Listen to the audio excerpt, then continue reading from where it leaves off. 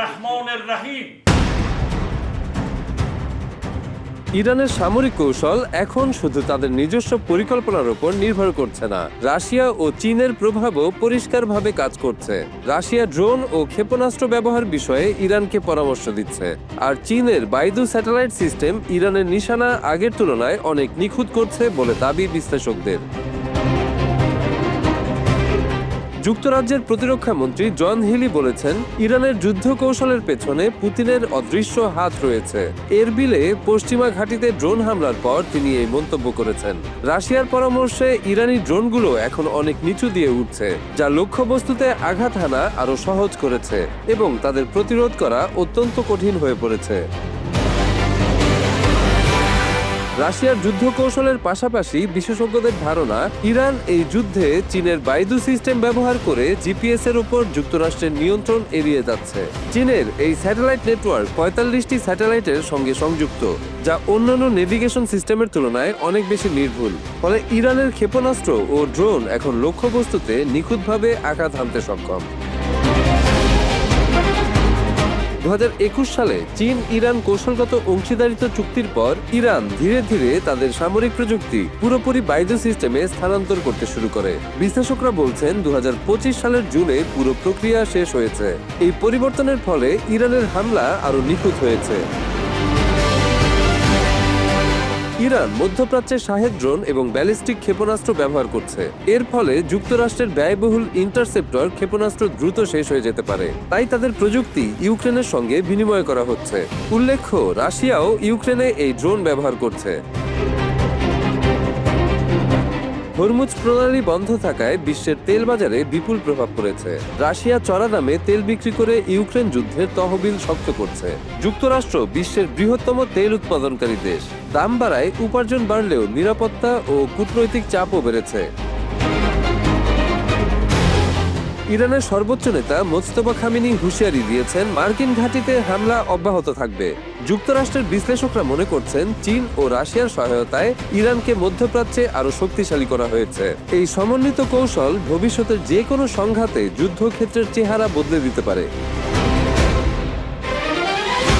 বিশ্লেষকরা বলছেন, Baidu satellite navigation ব্যবহারের ফলে ইরানের হামলা নিখুঁত হয়েছে এবং এটি যুক্তরাষ্ট্রের উপর নির্ভরশীলতা কমাচ্ছে। চীনও এই যুদ্ধের মাধ্যমে তাদের স্যাটেলাইট ও নেভিগেশন প্রযুক্তির কার্যকারিতা পরীক্ষা করছে। ফলে ইরানের ড্রোন ও ক্ষেপণাস্ত্র এখন শুধু নিখুঁত নয়, একই সঙ্গে যুক্তরাষ্ট্রের হস্তক্ষেপ এড়াতে সক্ষম। মধ্যপ্রাচ্যের সংঘাত এখন প্রযুক্তি, কৌশল ও জ্বালানি বাজারের নতুন এক যুদ্ধক্ষেত্রে পরিণত হয়েছে। রাশিয়া ও চীনের প্রভাব ইরানকে শক্তিশালী করছে, যা তার ড্রোন ও ক্ষেপণাস্ত্র ব্যবহারকে আরও কার্যকর এবং যুদ্ধের মোড় পরিবর্তনের ক্ষমতা দিয়েছে।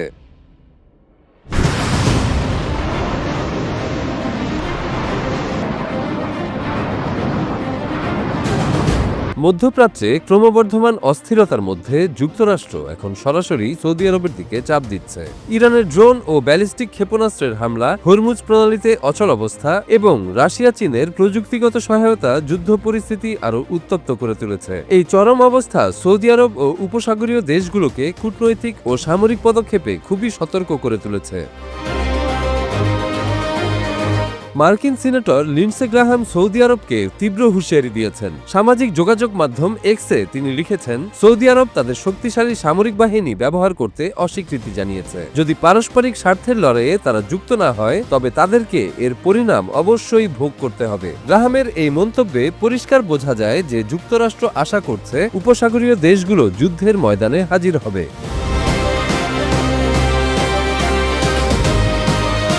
গত ১ মার্চ সৌদি আরবের মার্কিন ঘাঁটিতে ইরানি হামলায় এক সেনা সদস্য নিহত হওয়ার পর পরিস্থিতি আরও উত্তপ্ত হয়ে উঠেছে। সিনেটর গ্রাহাম আগে সৌদি যুবরাজ মোহাম্মদ বিন সালমানকে যুদ্ধের জন্য রাজি করানোর চেষ্টা করেছিলেন। তবে বিশ্লেষকরা মনে করছেন, এই হুঁশিয়ারি আগুনে ঘি ঢালার মতো কাজ করেছে, কারণ উপসাগরীয় দেশগুলো ইতোমধ্যেই যুক্তরাষ্ট্রের পরিকল্পনা ও নিরাপত্তা বিষয়ক আচরণ নিয়ে সন্দেহ প্রকাশ করছে।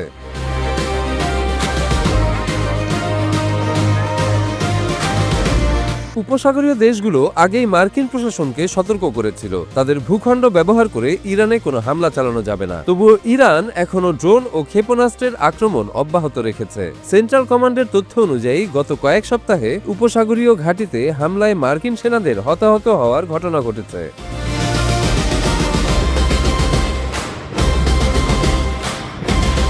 বিশেষজ্ঞরা মনে করছেন সৌদি আরব ও অন্যান্য উপসাগরীয় দেশগুলো এমন যুদ্ধে অংশ নিতে চায় না যেখানে ফলাফল অনিশ্চিত এবং জয় নিয়ে যথেষ্ট সন্দেহ রয়েছে। তবে মার্কিন সিনেটরদের চাপ ও কূটনৈতিক হুঁশিয়ারি এই অঞ্চলের নিরাপত্তা এবং জ্বালানি বাজারের ভবিষ্যতের উপর সরাসরি প্রভাব ফেলছে।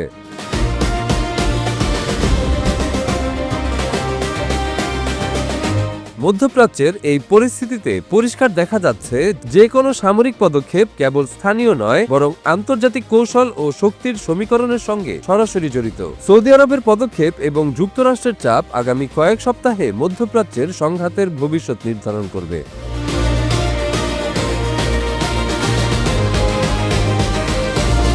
তবে চীন ও রাশিয়ার মতো মিত্রদের পাশে নিয়ে ইরান অত্যন্ত দৃঢ়ভাবে ইসরায়েল যুক্তরাষ্ট্রকে ঘায়েল করার মিশন চালিয়ে যাচ্ছে। নতুন সর্বোচ্চ নেতা মোজতবা খামেনিকে নিয়ে তারা যেভাবে আক্রমণাত্মক ভঙ্গিতে চলছে তাতে মধ্যপ্রাচ্যের ভবিষ্যৎ যে কোন দিকে যাচ্ছে তা বলা খুবই কঠিন।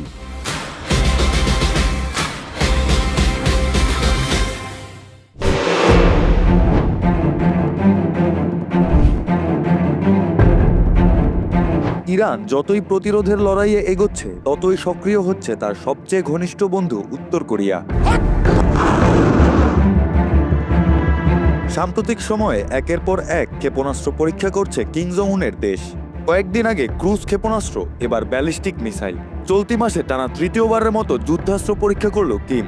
শনিবার জাপানের প্রতিরক্ষা মন্ত্রণালয় নিশ্চিত করেছে উত্তর কোরিয়ার পূর্ব উপকূল থেকে উৎক্ষেপিত এই ক্ষেপণাস্ত্র প্রায় 4 মিনিটেই জাপান সাগরে আছড়ে পড়েছে।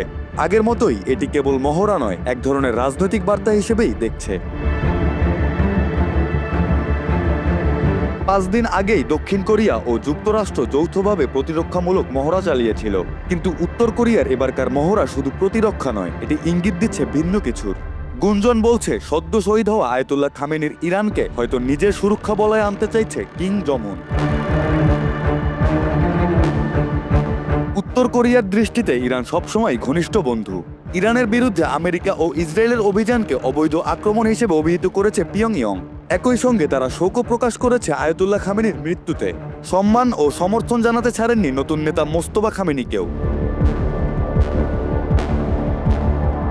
বিশ্লেষকরা বলছেন কিম জং উন পারমাণবিক ও ব্যালিস্টিক শক্তি প্রদর্শনের মাধ্যমে আমেরিকাকে চাপে রাখার চেষ্টা চালাচ্ছেন। তেহরানের প্রতি অব্যাহত সমর্থন এবং নিন্দার মাধ্যমে পিয়ংইয়ং স্পষ্ট করে দিয়েছে ইরানকে কেউ একা নিপীড়ন করতে পারবে না। দূরবর্তী ইরানে সরাসরি যুদ্ধ না জড়ালেও প্রযুক্তি ও সামরিক সরঞ্জামের মাধ্যমে কিম জং উন পরোক্ষভাবে ইরানের পাশে থাকতে পারেন।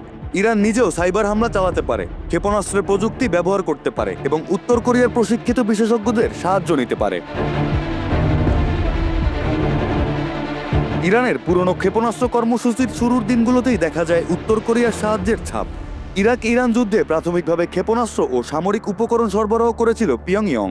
শাহাব 1 ও শাহাব 2 মিসাইলের প্রযুক্তি মূলত উত্তর কোরিয়ার স্কার্ট প্রযুক্তির উপর ভিত্তি করে তৈরি। দীর্ঘদিনের কূটনৈতিক ও সামরিক অংশীদার হিসেবে উত্তর কোরিয়া ইরানের জন্য অনুপ্রেরণার নাম। ইরান যে প্রতিরোধের পথে এগোচ্ছে তাতে উত্তর কোরিয়ার সাহায্য তাকে শক্তিশালী করে তুলছে। ক্ষেপণাস্ত্র উৎক্ষেপণ, প্রযুক্তিগত সহযোগিতা সবই ইঙ্গিত দেয় একে অন্যের পাশে দাঁড়ানো এখন কেবল রাজনৈতিক নয়, সমরাস্ত্রগত। সুপার পাওয়ারদের চাপে পড়লেও ইরান উত্তর কোরিয়ার সম্পর্ক এখনো দৃঢ়। প্রতিটি পদক্ষেপের মাধ্যমে তারা দেখাচ্ছে যুদ্ধ জয় না হলেও একে অপরের জন্য অদৃশ্য নিরাপত্তা বলয় তৈরি করেছে। ইতিহাস বলছে শত্রুর চাপ যতই বাড়ুক, বন্ধুত্ব এবং প্রতিরোধের এই জোট সহজে ভেঙে পড়বে না।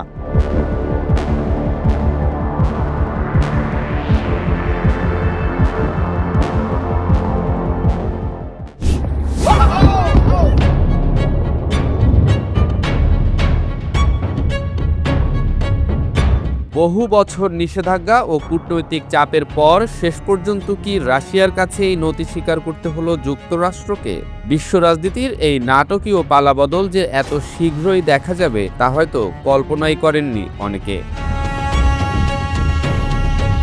ইসরায়েল ও যুক্তরাষ্ট্র যৌথভাবে ইরানের উপর হামলার পর পাল্টা জবাব হিসেবে তেহরান হরমুজ প্রণালী কার্যত বন্ধ করে দেয়। এই সামুদ্রিক পথ দিয়েই বিশ্বের প্রায় 20% তেল পরিবাহিত হয়। মুহূর্তেই বিশ্বজুড়ে জ্বালানি বাজারে আতঙ্ক ও অনিশ্চয়তার ছায়া পড়ে। তেলের সরবরাহে ধাক্কা লাগার আশঙ্কায় আন্তর্জাতিক বাজারে দামও বাড়তে শুরু করে। পরিস্থিতি এমন অবস্থায় পৌঁছেছে যে জ্বালানি সরবরাহ স্বাভাবিক রাখতে বিকল্প পথ খুঁজতে বাধ্য হয় যুক্তরাষ্ট্র। আর সেই বিকল্পের নাম রাশিয়ার তেল। ফলে দীর্ঘদিনের নিষেধাজ্ঞা নীতিতে বড় ধরনের ছাড় দিতে বাধ্য হয়েছে ওয়াশিংটন।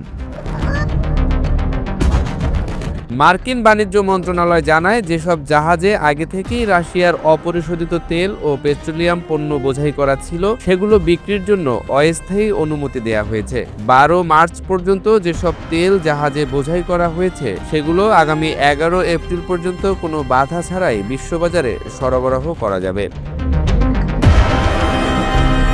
এই সিদ্ধান্তে কার্যত রাশিয়ার তেল আবারও বৈশ্বিক বাজারে প্রবাহিত হওয়ার পথ খুলে দিল। প্রশাসন বলছে এটা সাময়িক ছাড়, কিন্তু বিশ্লেষকরা মনে করছেন এটা নীতিগত দিক থেকে বিরাট এক পরিবর্তনের ইঙ্গিত। 2022 সালের ফেব্রুয়ারিতে ইউক্রেনের সামরিক অভিযান শুরু করার পর রাশিয়ার উপর কঠোর অর্থনৈতিক নিষেধাজ্ঞা আরোপ করেছিল যুক্তরাষ্ট্র ও পশ্চিমা দেশগুলো। বিশেষ করে রাশিয়ার তেল রপ্তানি বন্ধ করে দেওয়ার চেষ্টা ছিল সেই চাপের সবচেয়ে বড় অংশ। কিন্তু বর্তমান ভূরাজনৈতিক বাস্তবতা সেই অবস্থানকে নড়বড়ে করে দিয়েছে। মার্কিন বাণিজ্য মন্ত্রী স্কট বেসেন্ট বলেছেন, বিশ্বব্যাপী জ্বালানি বাজার স্থিতিশীল রাখতেই এই সিদ্ধান্ত নেওয়া হয়েছে। মার্কিন প্রেসিডেন্ট ট্রাম্পের নির্দেশনায় সাময়িকভাবে এই নিষেধাজ্ঞা তুলে নেওয়া হয়েছে বলেও জানান তিনি। একই সঙ্গে ইরান যুদ্ধের ফলে তৈরি হওয়া জ্বালানি সংকট মোকাবেলার কথাও উল্লেখ করেন মার্কিন প্রশাসন।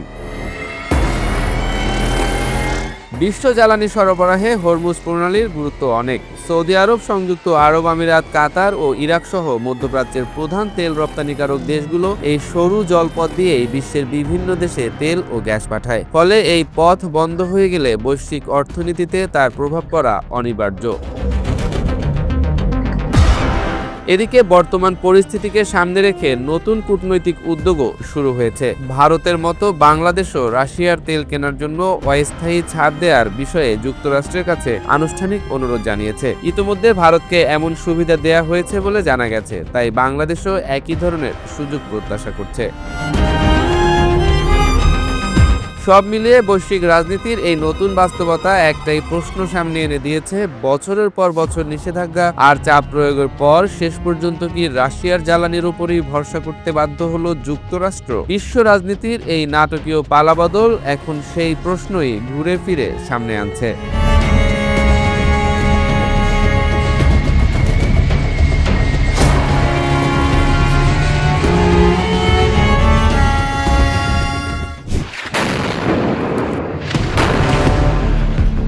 মধ্যপ্রাচ্যের চলমান যুদ্ধ সামাল দিতেই ঘাম ছুটে যাচ্ছে ট্রাম্প প্রশাসনের। একদিকে তেলের বাজারে বিপর্যয়, অন্যদিকে উপহাসের হাসি আসছেন প্রেসিডেন্ট পুতিন। ইসরায়েলের বাসিন্দারা জানে না তাদের ভাগ্যে কি ঘটতে যাচ্ছে। ইরানের মিসাইল আঘাত হানছে মাটির নিচে থাকা বাংকারে, ফুরিয়ে আসছে আকাশ প্রতিরক্ষা ব্যবস্থা। আর অন্যদিকে একের পর এক নতুন অস্ত্রের ঝাঁপি খুলছে ইরান। ফেব্রুয়ারির শেষ দিকে শুরু হওয়া এই সংঘাতে একদিকে তেহরান জুড়ে ব্যাপক বিমান হামলা চলছে, অন্যদিকে মিসাইল ও ড্রোন আক্রমণে মধ্যপ্রাচ্যের নিরাপত্তা পরিস্থিতি দ্রুত অস্থির হয়ে উঠছে।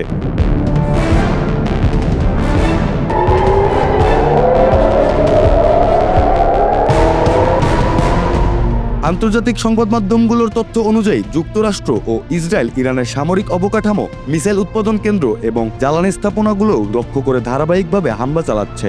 একই সময় ইরানও পাল্টা প্রতিক্রিয়ায় ইসরায়েল এবং উপসাগরীয় অঞ্চলে যুক্তরাষ্ট্রের ঘাঁটিগুলোকে লক্ষ্য করে ক্ষেপণাস্ত্র ও ড্রোন হামলা চালিয়েছে।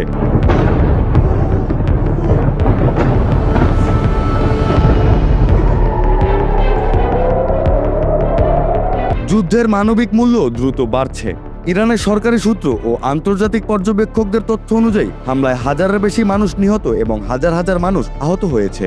হাসপাতাল ও চিকিৎসা অবকাঠামোর বড় অংশ ক্ষতিগ্রস্ত হওয়ায় পরিস্থিতি আরও জটিল হয়ে উঠেছে।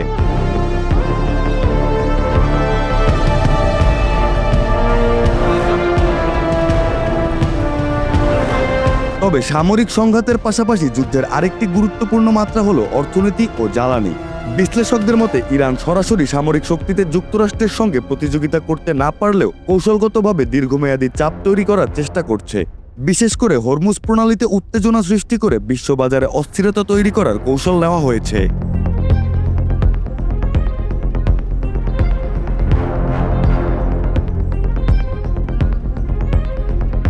অন্যদিকে যুক্তরাষ্ট্র ও মিত্ররা দাবি করেছে তাদের বিমান হামলা ও আকাশ প্রতিরক্ষা ব্যবস্থার কারণে ইরানের মিসাইল ও ড্রোন হামলার সক্ষমতা উল্লেখযোগ্যভাবে কমে গেছে। কিছু প্রতিবেদনে বলা হয়েছে প্রতিরক্ষা ব্যবস্থার কারণে ইরানের অনেক হামলায় লক্ষ্যভ্রষ্ট হয়েছে বা মাঝপথে প্রতিহত করা হয়েছে।